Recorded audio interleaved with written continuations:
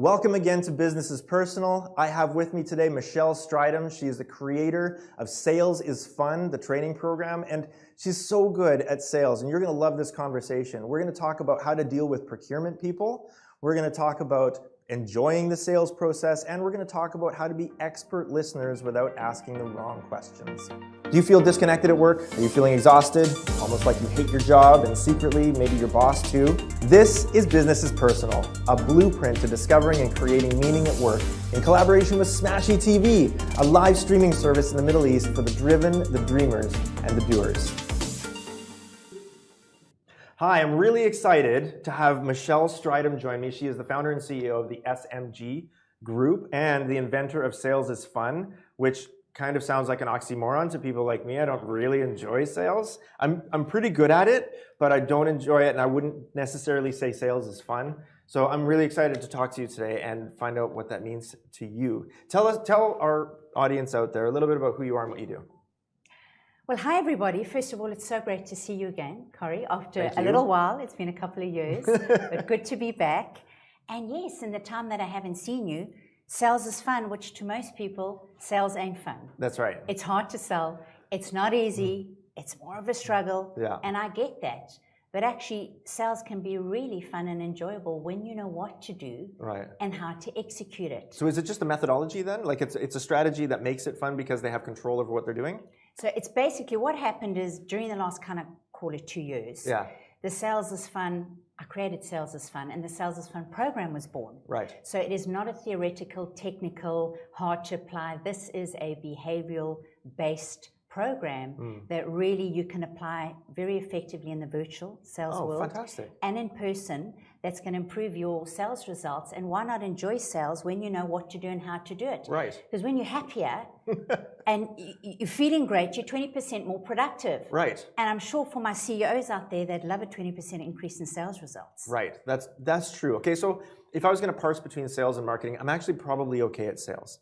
Like I like the conversation when I'm sitting with a potential client and saying, hey, this is the value I can deliver. Yes. This is the ROI. This is how much money you're going to make and the profitability is all good. Yes. And like, I'm good at that. Yes. What I don't like is the marketing side before that. So I think maybe you're right. Sales can be fun, but is it fun because it's always I don't want to say it's not a battle, but it's a banter, right? When you're in sales. I'm proving value, and I want to prove to you that whatever value I provide is worth more than whatever value you're providing to me, and my interlocutor is trying to do the same. Yes. So it's a bit like an elegant form of war, right?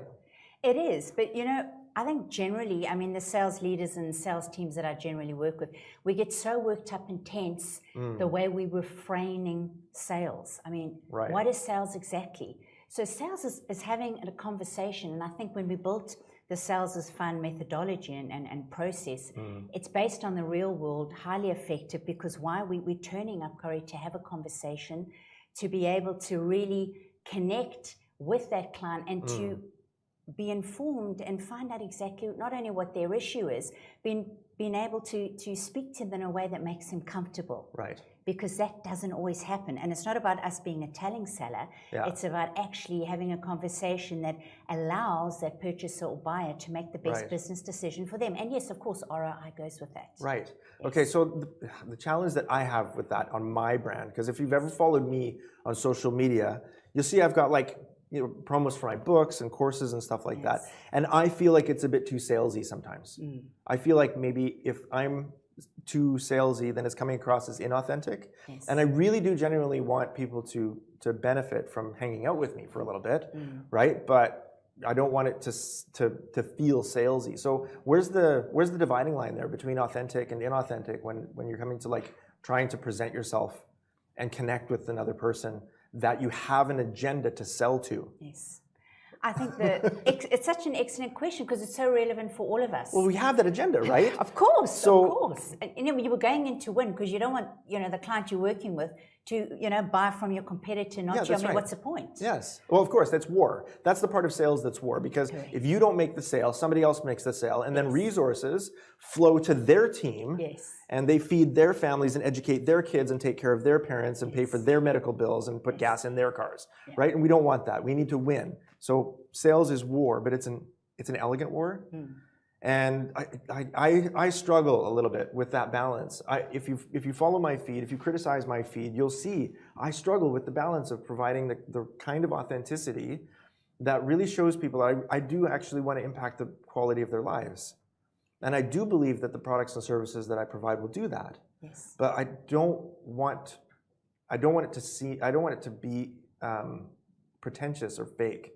You know, and I struggle with that balance. I know I do personally, and I think a lot of people in sales do.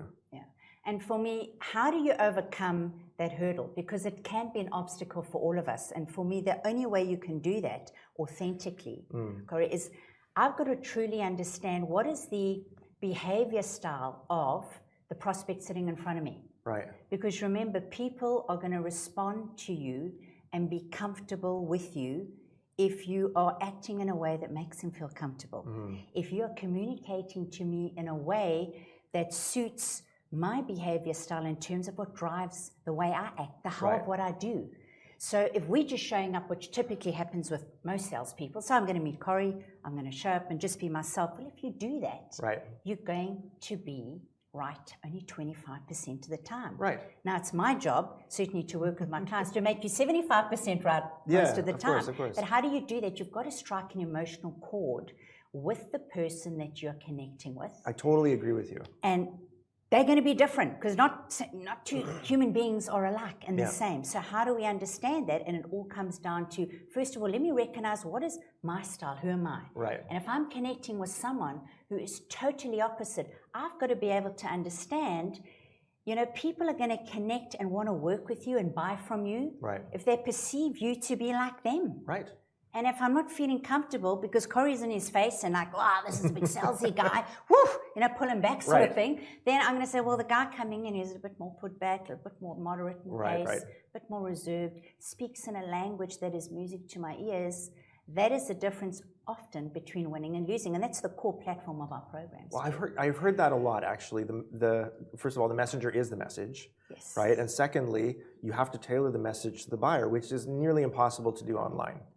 Right? Because if I'm posting something on LinkedIn or whatever, then I can't tailor it. It goes to everybody, and it's for mass communication. And like you said, 75% of the people just aren't going to connect because it's going to connect with like a quarter of the population. But if I'm doing it one-on-one, if I'm selling one-on-one, then it's a lot easier for me to connect with someone, and it's a lot easier for me to do it authentically because I know who they are, and my sense of curiosity about who they are, their pain points, what they're looking for, you know, what kind of puzzles can I solve for them. That's really helpful. And I think the role of listening in sales is so under-taught that we have to be expert listeners when normally we're hiring salespeople who are expert talkers. And that in today's, especially virtual selling, is a no-no, honestly. I always say it's got to be the 80-20. I've got to be talking 20% maximum because, you know, at the end of the day, it's everything that I want to understand about what's going on in your world as my customer. So how am I going to do that if I'm doing all the talking? And I mean, research has actually told us that the top 3 frustrations of a buyer in a virtual world is that the seller's not listening to me. And they're not, number one is they're not understanding my concerns and really what the problems are and how they can help me through that. So listening is a big, big one, and really if you're conversing with your clients in that virtual space, I know we're in a hybrid world and you and I can meet in person, but a lot of places in the world, it's virtual. And it's not going anywhere. So how am I going to close you virtually when, you know, remember the tolerance level of our prospects is very short virtually. So when you screw up, it's unforgiven. That's right. You know, you're not going to get a second chance. So when I'm connecting with you, it better really count to make that first impression. Yeah, I totally agree with you. It's so easy to get canceled by a prospective buyer if you say the wrong thing in the wrong way or you say even the right thing in the wrong way. I think it's important for salespeople. I know that the tools of Zoom, the virtual communications, that's a lot better than just a phone call. And that's a lot better than just an email. Email is, I think, the lowest form of communication on the planet. And phone calls are better, and Zoom is even better than that. But I've had to discipline myself when I'm in a sales call with a potential client is I'm not making eye contact with the person on the screen. I'm making eye contact with this little inhuman dot at the top of my computer. And if I'm disciplined to do that, then the person on the other side is gonna see that. They'll make eye contact with me, and at least in their brain, it'll produce a little bit of oxytocin, and that'll help me to connect with them, and they'll trust my authenticity better. Correct. In that sense. But it's those little tweaks, I think, that really make sales more of an art. Absolutely. Now, especially now that we're doing a lot of it digitally. Yeah. And I think to your point, that is why sales professionals, and to be honest, even leaders, when you're dealing to another C-suite leader, you have to be prepared. You've got to prepare more and carve out that time to do that properly, because kind of just showing up and winging it. Right. I mean, today when the competition is absolutely rough in any industry, the preparation is key. Right. And I mean, if you look at 82% of CEOs and SVPs say that salespeople are just unprepared. That's a huge amount of people. And it's unforgivable. Like you're the front line of the war. Exactly. Like all of the money that comes into the entire organization to feed all of the families, educate all of the kids, all of it comes in through the frontline sales. Correct. That's it. In whatever form it is, digital sales or human or whatever it is, your frontline sales brings all of the money in. So if anybody's ever going to get paid and fed and go on vacation and retire, it's going to happen through a salesperson. So having unprepared salespeople or salespeople that don't understand that they are the front line in the war, I think that's maybe unforgivable in the sales. Okay, so let's take the front line of the war and make it fun, right? So that's your thesis, is let's make the front line of the war super fun. And give us 3 things that you would say salespeople need to pay attention to in order to better enjoy the sales process. To better enjoy the sales process, I would definitely advocate is you have to understand what is driving my behavior. So what is my dispersonality style? As a buyer, you mean? Yeah, me first, as a seller. Because once I know I am a particular profile, whatever it is, I'm a dominant profile, and I'm going to be showing up because I've done research on Corey, and wow, this, what I've made out, I can see that he's a steadiness profile. So if I'm showing out as going out,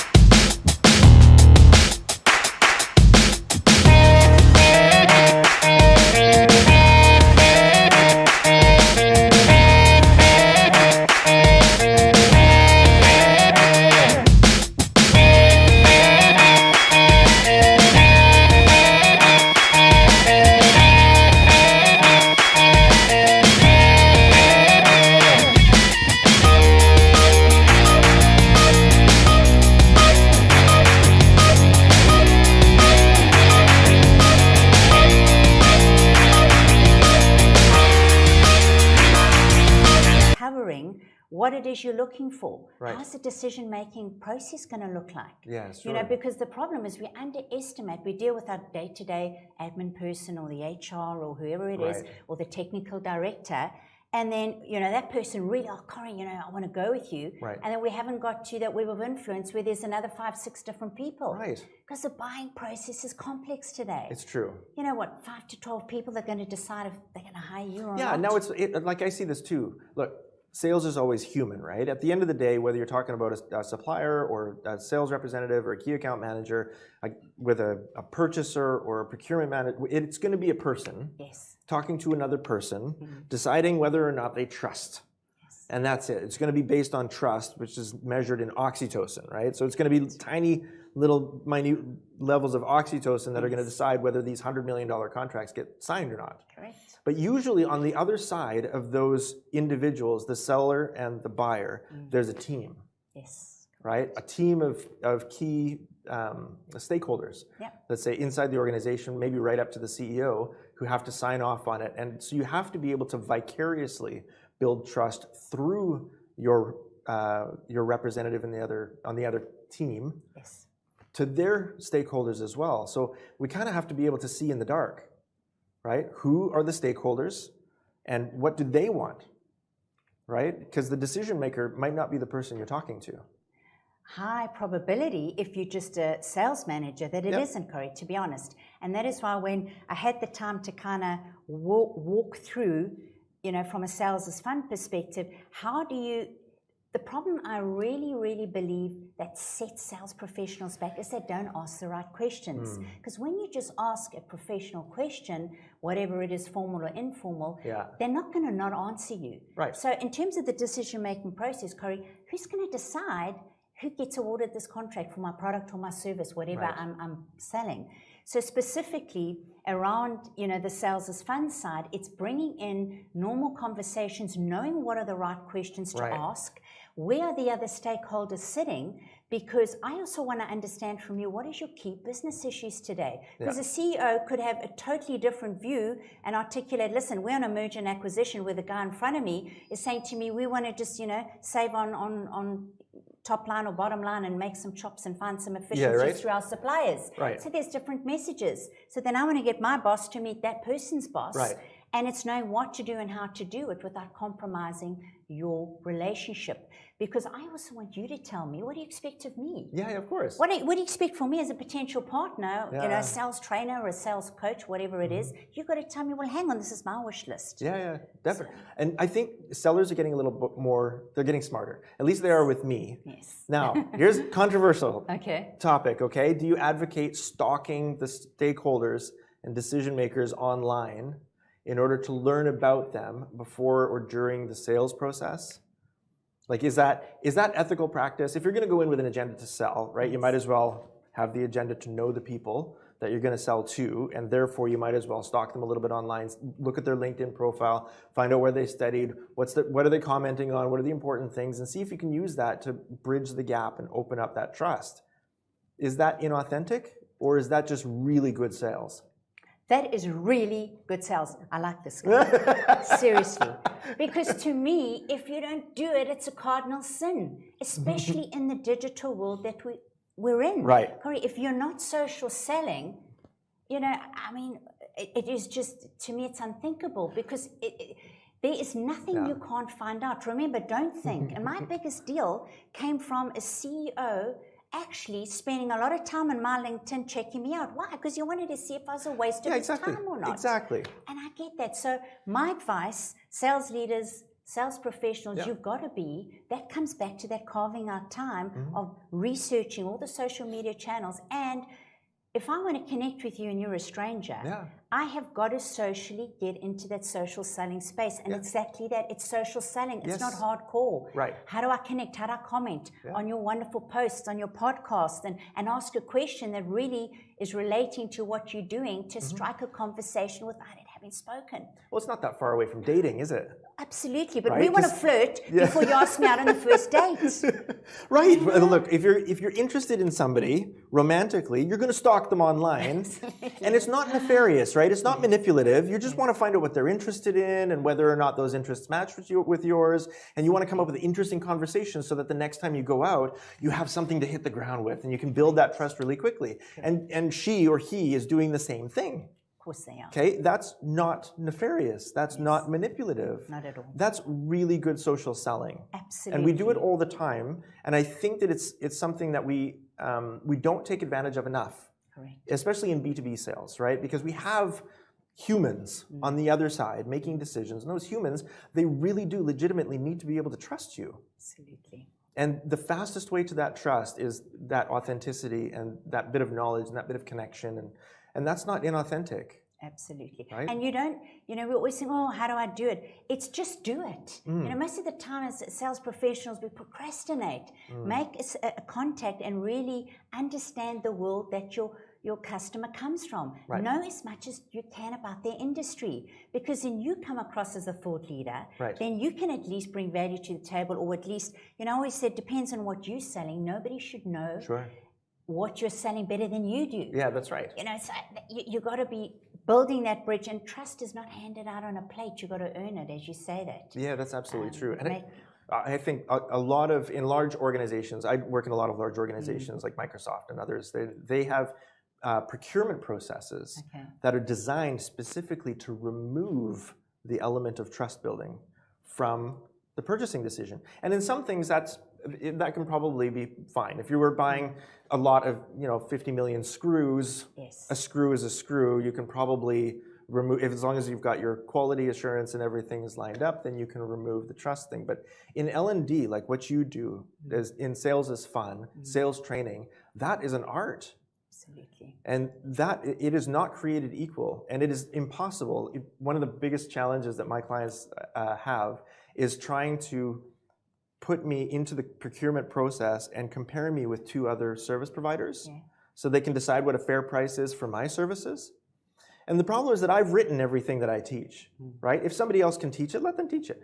If somebody else can do it, let them do it. I only do things now that only I can do, and you're probably very close to the same in your career. Absolutely. So it's nearly impossible from a procurement process. And I have had great conversations with the head of procurement from a number of organizations where they've said, yeah, you know what? It's just impossible to benchmark this because it's so original and so unique. Correct. And provides that kind of value. We just can't measure it against something else. Absolutely. And so I think there are times when we can remove the trust process from procurement, and I think there are times when it's detrimental to remove trust from the selling process. It is, because to me, in the end of the day, it hurts the client. That's right. More than you, because they're not getting the best result. And if they had to not work with you and choose B or C, I mean, their results in terms of what they're going to get out of it would be totally different as if they'd appointed you and worked with you. And that's the reality. But to actually, procurement people are really where salespeople go to die.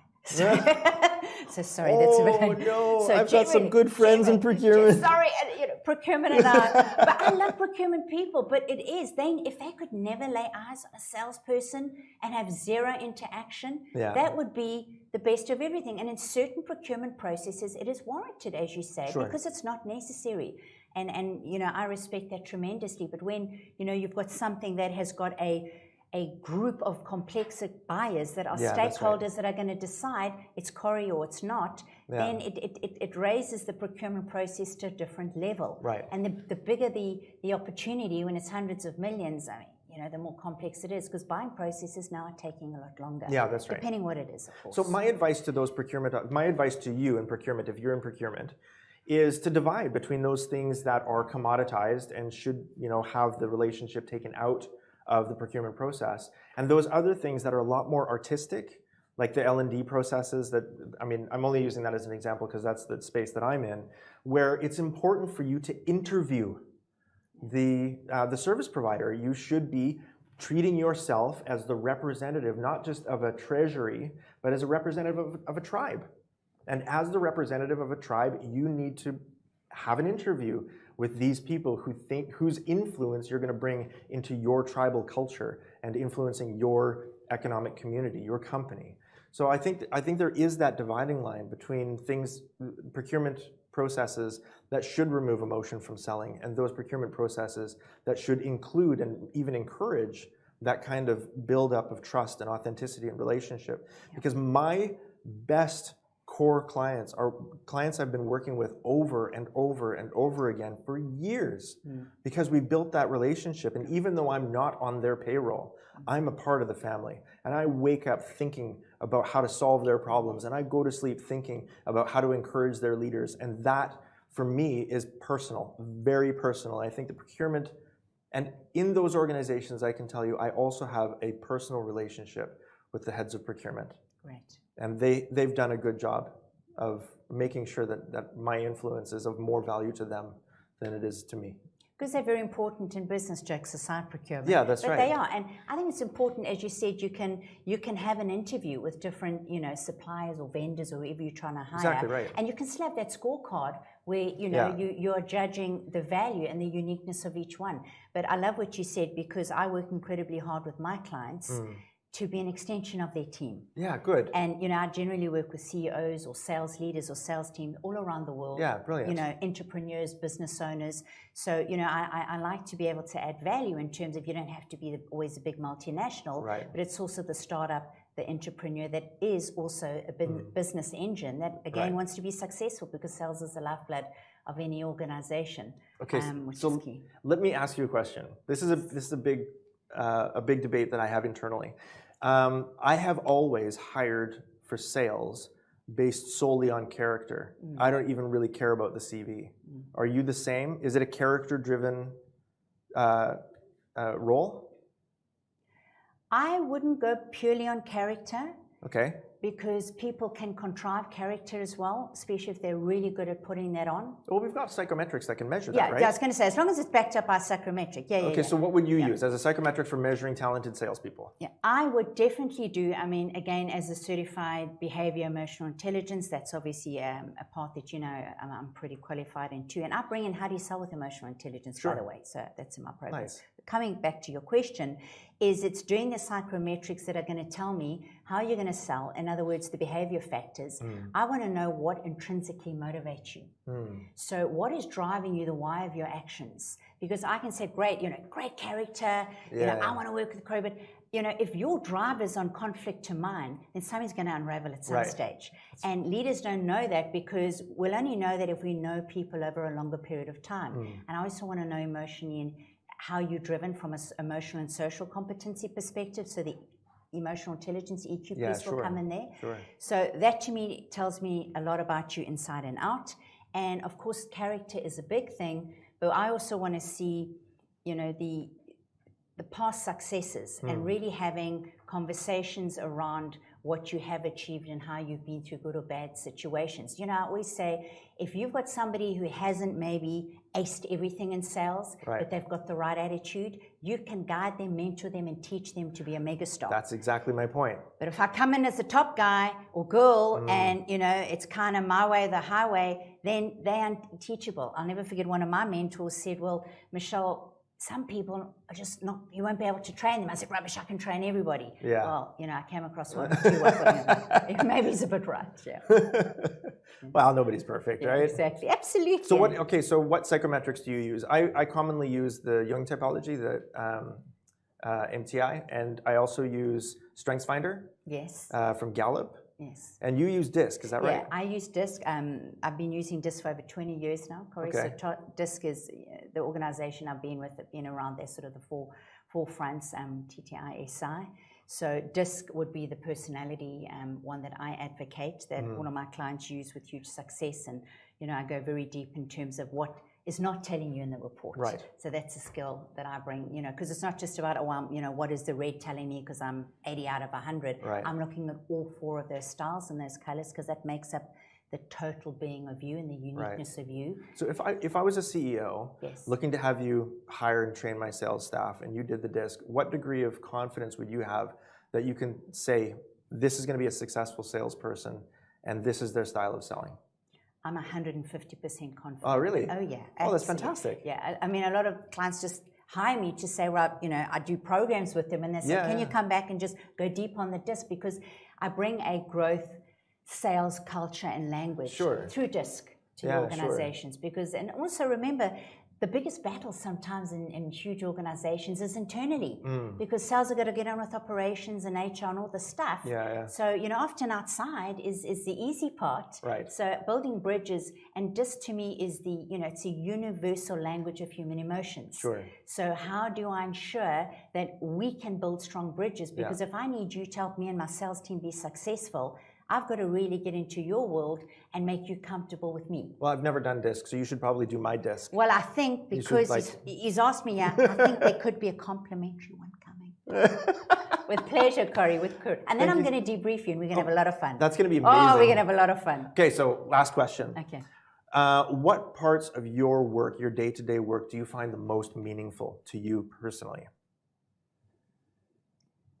The part of my day that's the most meaningful is actually when I am engaged with training leaders or sales teams, learning from them. Learning from them, and I just have the pleasure and really the gift of working with different clients in different countries. So, understanding how their sales world works. Right. That gives me a buzz and a high. And because no two sessions are the same, and I'm yet to have, touch wood up to now, since our little embryo and our sales fund was born, I'm yet to have a client say, wow, that wasn't the best thing and the most fun thing we ever did. Oh, amazing. And we look at things differently. So, touch wood, put me to the test. Yeah. But Amazing. That's what gets me up. Thank you so much, Michelle. Thank you for sharing your time with me and with us. It's been such a privilege to have you here and to see you again. It's so good after so long. I know, but it's been far too amazing, long. right? It's been far too long. And I've thought of something. Go on. Okay, Joanne, if you don't mind. Sure. Just to add value to the audience, if you're really interested in understanding what is my disc natural style, what am I like at home versus my adapted style at work, the world-class assessments that I work with on disc with my clients is normally valued at $100. But for the audience and to add some value to say thank you to you, if I may, I'd like to offer, if anyone's interested, a disc assessment. Oh, fantastic. For $25. Oh, as fantastic. a special. Maybe that's as great. a promotion for the next 3 days. Oh, that's really good. Thank you so much. Thank you. So if that's okay with you. Yeah, that's really generous. The audience I invite you, you're welcome to please go to my website, Michelle, Michelle, Michelle. We'll put the link up. Okay, put it up. Michelle at salesisfun.com and look for the little red button that says disc. And let's find out with pleasure. $25. I'd love to help you become better sellers, better leaders, whoever you are. That's great. Thank you so much. I really appreciate that. And it's so good to see you again. You too. Thanks so much for inviting me. So great Thank you for hanging being on out. the show. Cheers. Thank you so much. All the best. Bye.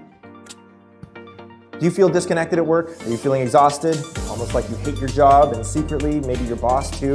This is Business is Personal, a blueprint to discovering and creating meaning at work in collaboration with Smashy TV, a live streaming service in the Middle East for the driven, the dreamers, and the doers.